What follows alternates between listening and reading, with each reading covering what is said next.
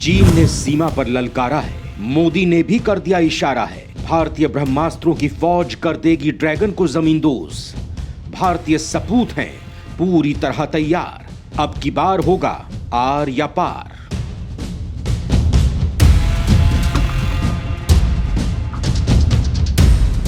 दोस्तों, चालबाज चीन की फितरत किसी से छिपी नहीं है। एक तरफ दुनिया को दिखाने के लिए वो भारत से सीमा विवाद का मुद्दा बातचीत के जरिए सुलझाने की बात करता है, तो दूसरी तरफ सीमा पर पुल और सैनिकों का बेस बनाकर अपने नापाक मंसूबे भी जता देता है। अभी तक उसके सैनिक ही चोरी छिपे भारतीय बॉर्डर में घुसने की कोशिश करते रहते थे, लेकिन अब उसके जेट विमानों ने भी ऐसी हरकत की है, जिसके बाद पीएम मोदी ने भी सेना को चीन को सबक सिखाने का निर्देश दे दिया है। मतलब अब चीनी सेना की बैंड बजने वाली है, उसकी हालत पतली होने वाली है। भारतीय सेना के अर्जुन, द्रोणाचार्य और भीष्म दुश्मन को सबक सिखाने के लिए बेताब है। दुश्मनों का काल कहे जाने वाले रफाल और ब्रह्मोस भी दुश्मनों पर कहर बनकर टूटने के लिए तैयार है। स्वाति के साथ तेजस और पेचोरा भी चीन को भारतीय सेना की ताकत बताने के लिए कुल बुला रहे हैं, चीन को उसकी औकात बताना चाह रहे हैं। यानी कुल मिलाकर अब चीन के विनाश की उल्टी गिनती शुरू हो चुकी है। बस काउंटडाउन के पूरे होने की देर है। फिर जो धमाका होगा वो चीन का वजूद ही दुनिया से खत्म कर देगा, और ये काम करेंगे भारत के 10 ब्रह्मास्त्र। दोस्तों, चीन को सबक सिखाने के लिए भारत के पास हथियारों का बड़ा जखीरा है, जिसके जरिए दुश्मन को नेस्तो नाबूद किया जा सकता है, उसकी बखिया उधेड़ी जा सकती है।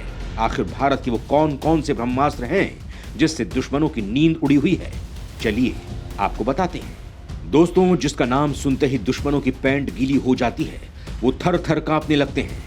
जिस मिसाइल से भारत की दुनिया में शान है, जिसकी दूसरे देशों से भी डिमांड है, उस मिसाइल का नाम ब्रह्मोस है।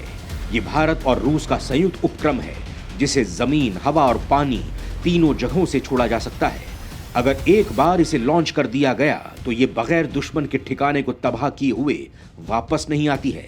चीन और पाकिस्तान को सबसे ज्यादा अगर किसी से खौफ है तो वो ब्रह्मोस सुपरसोनिक मिसाइल ही है। दोस्तों, ब्रह्मोस मिसाइल दुनिया की सबसे ताकतवर, घातक और तेज सुपरसोनिक क्रूज मिसाइल है।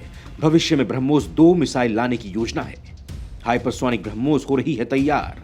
यह हाइपरसोनिक मिसाइल होगी, इसमें स्क्रैम जेट इंजन लगाया जाएगा। इसकी रेंज अधिकतम 600 किलोमीटर होगी, लेकिन इसकी गति मैक 7 यानी 8575 किलोमीटर प्रति घंटा होगी। इसे जहाज, पनडुब्बी, विमान या जमीन पर लगाए गए लॉन्च पैड से दागा जा सकेगा।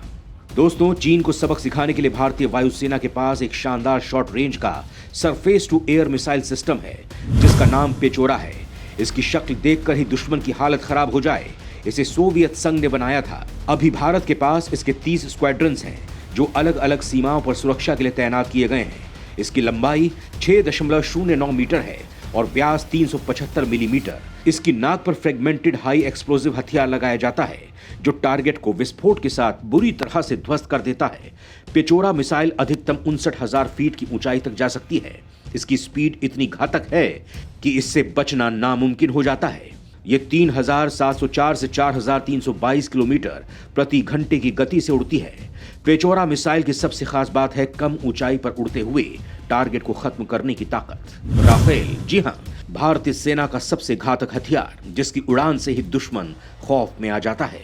पाकिस्तान और चीन की तो इसका नाम लेते ही नींद गायब हो जाती है। इसकी एक और खेप आने के बाद भारत की वॉर पावर में और इजाफा हो गया है। राफेल आया है, काल लाया है। दोस्तों, राफेल उल्का और हैमर जैसी मिसाइलों से लैस है।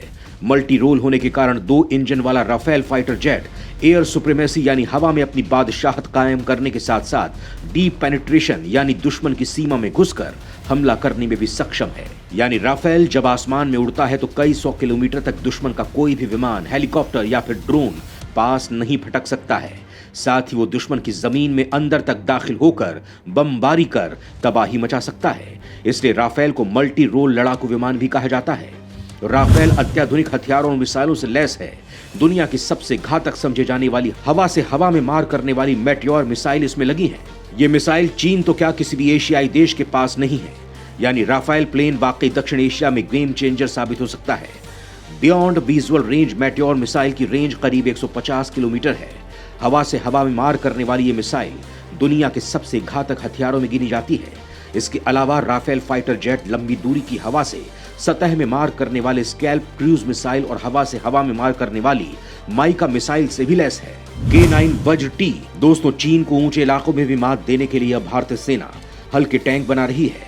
भारतीय सेना को ऊंचे स्थानों पर चीन के साथ युद्ध करने में दिक्कत ना हो, इसके लिए हल्की तोपें तैयार की जा रही हैं। भारतीय सेना को 2023 तक यानी अगले साल तक हल्की तोपें भी मिल जाएंगी। ये टैंक्स भारतीय रक्षा अनुसंधान और विकास संगठन और लार्सन एंड टुब्रो LNT मिलकर बना रहे हैं। पहला light weight tank mac 1 series का होगा। अभी तक ये पुष्टि नहीं है, ना ही इसके मॉडल को लेकर कोई खुलासा किया गया है, लेकिन ऐसा माना जा रहा है कि इसे K9 वज्र टी के प्लेटफॉर्म पर बनाया जाएगा। असल में इसे दक्षिण कोरिया बनाता है, लेकिन भारत में इसे देश की परिस्थितियों के हिसाब से बदल दिया गया है। ये काम स्वदेशी कंपनी ही कर रही है।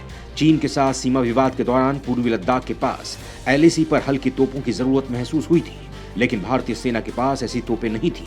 K9 वज्र टैंक भारतीय सेना की सबसे हल्की तोप है। इसका वजन 35 टन है, जबकि T-72 का 45 और T-90 का 46 टन है। इतने भारी तोपों को इतनी ऊंचाई पर ले जाना मुश्किल होता है, इसीलिए हल्की तोपों की जरूरत महसूस हो रही थी।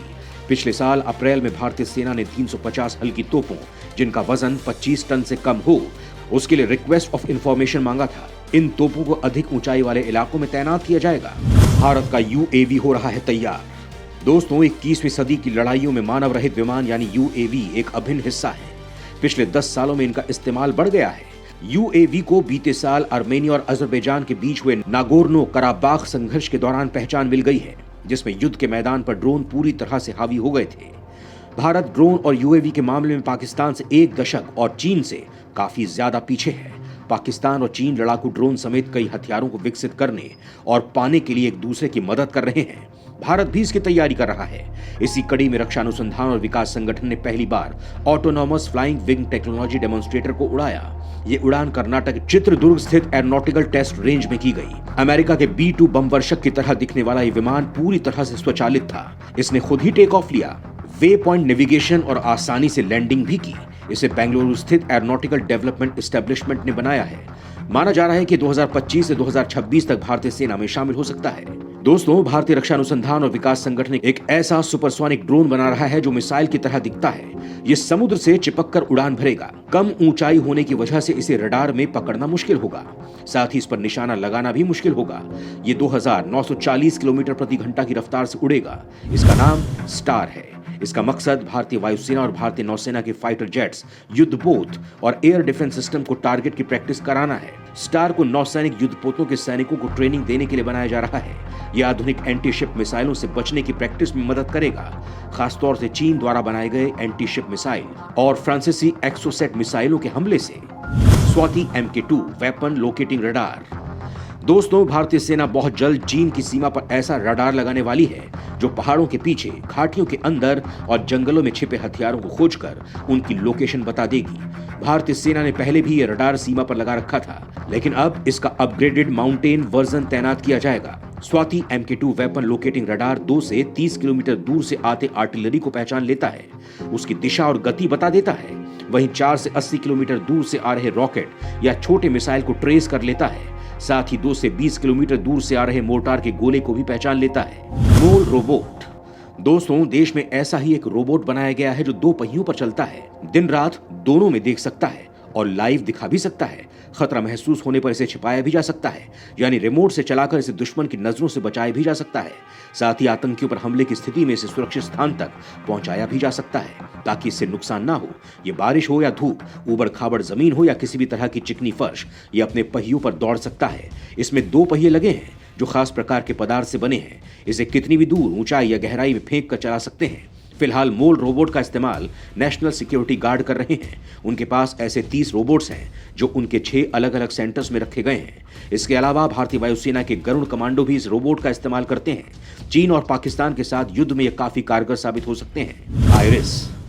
दोस्तों, बम जैसे दिखने वाले रोबोट का नाम है आइरिस, लेकिन इसे बनाने वाले और इसे यूज करने वाले फौजी प्यार से इसे थ्रो बॉल रोबोट कहते हैं, क्योंकि इसे दुश्मन की तरफ फेंक दिया जाता है। वहां जाते ही ये जासूसी रे की निगरानी का काम शुरू कर देता है।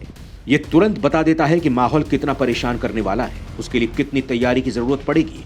गुरुग्राम स्थित the hi tech robotics systems limited ने इसे भारतीय रक्षा अनुसंधान एवं विकास संगठन के साथ मिलकर बनाया है।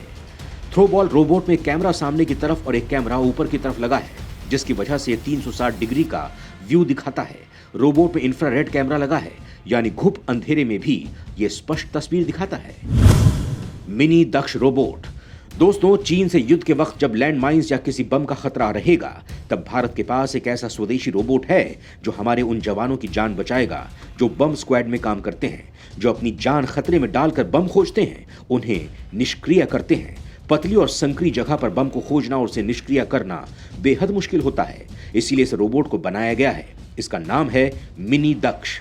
मिनी दक्ष रोबोट की खासियत यह है कि ये प्लेन, बस, ट्रेन के अंदर जाकर बम खोजकर उसे बाहर लाकर या बम स्क्वाड को दे देगा या फिर उसे खुद ही निष्क्रिय कर देगा। इसे रिमोट स्क्रीन के जरिए 100 मीटर दूर से संचालित किया जा सकता है, यानी बिना किसी इंसान के हस्तक्षेप के ये रोबोट सारा काम कर सकता है।